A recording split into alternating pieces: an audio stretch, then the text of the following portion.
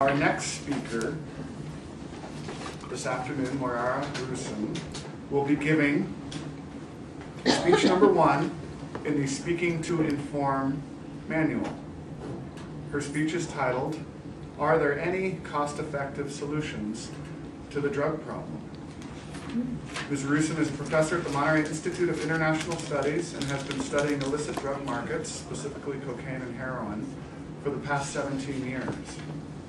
She teaches a course on illicit drug markets, and just as she teaches her students how to launder money in her anti-money laundering course, she also teaches them how to turn coca into cocaine in her illicit drug markets course.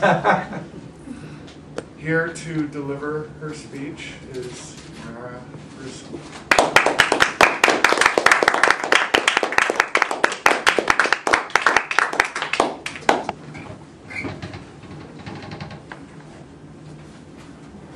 Shoes.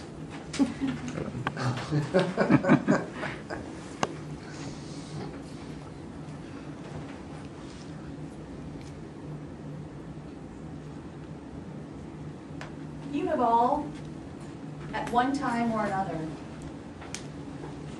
seen a movie that depicts the horrors of drug addiction, or maybe you even know someone who has suffered from drug addiction.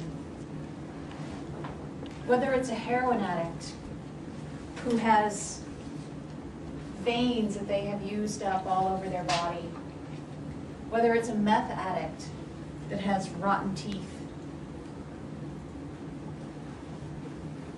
We would love to do something about this, whether it be a war on drugs, whether it be a war on the demand for drugs. Everyone has their own ideas for the best way to resolve this issue.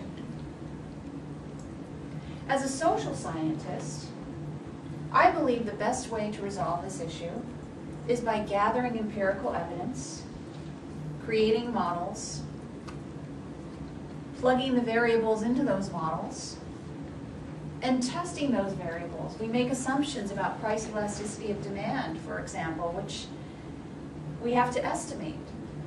And so let's run the model with a low estimate and a high estimate and see if that changes our results. We call that sensitivity analysis. It's not as complicated as geoengineering, but it's something that is not fuzzy math. These models, these empirical models, have been conducted and published over the past 2 decades. We have 2 decades of evidence accumulated that looks at the cost effectiveness of crop eradication, alternative development schemes, border controls, coordinated international efforts to go after high-level drug traffickers, street-level enforcement, longer prison sentences, prevention programs, treatment programs, and even legalization. These are all strategies that have been carefully examined and tested. There's no debate among the social scientists, or little debate, about which of these strategies is more cost-effective. But do the policymakers read these studies? Policymakers come into office and decide to go with their gut instinct and decide to reinvent the wheel. And they're starting off with a square wheel. Even though the social scientists are saying, look, we have a round wheel and it works just fine, and this is what we need to do. So a cost-effectiveness study, what it does is it looks at which of these policies gives us the biggest bang for our buck. If we were to put an additional buck into this program versus that program, what are we going to get back in the way of societal benefits? I'll tell you. Crop eradication is the least cost-effective of all of these strategies. Why is it the least cost-effective? because it turns out that we're creating the wrong kinds of incentives. We are pushing up prices for coca and opium and ephedra, and that encourages farmers in nearby provinces and countries to grow more. So it's having the opposite of the effect that we hope for. A lot of development types would like to think that alternative development is the answer because they prefer carrots to sticks. Unfortunately, alternative development projects do not have a good track record. The majority of them have failed. You can find a small handful of projects that have succeeded, but only over maybe 2 to 3 years. Funding usually evaporates, and they're not sustainable.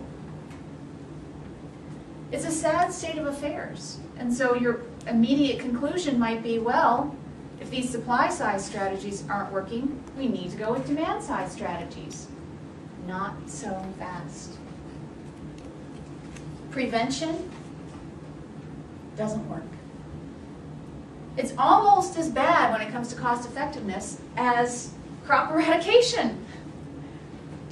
Treatment, however, is 25 times more cost effective than crop eradication strategies. But not because people are successfully treated when they go into a residential treatment program. In fact, our models assume that only 13% of those who go into a residential treatment program don't necessarily quit, but actually reduce their drug consumption when they get out. So how can it be possible that that's cost effective? It's because the costs to society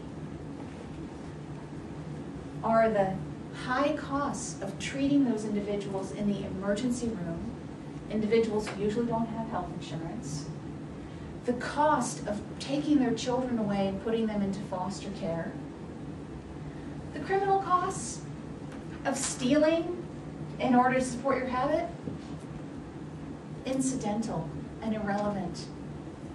Drug prices have fallen, when you correct for inflation, have fallen several folds since the 1970s. These habits are cheap to maintain. Legalization is not going to fix that. Legalization is going to create a public health hazard by creating more addicts who are going to generate more of those societal costs that I already mentioned.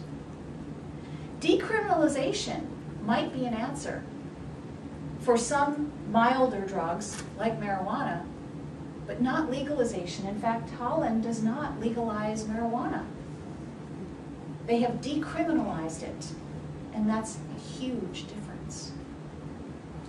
They've made use somewhat legal, but supply is still illegal. We cannot let suppliers run rampant and be able to market their addictive product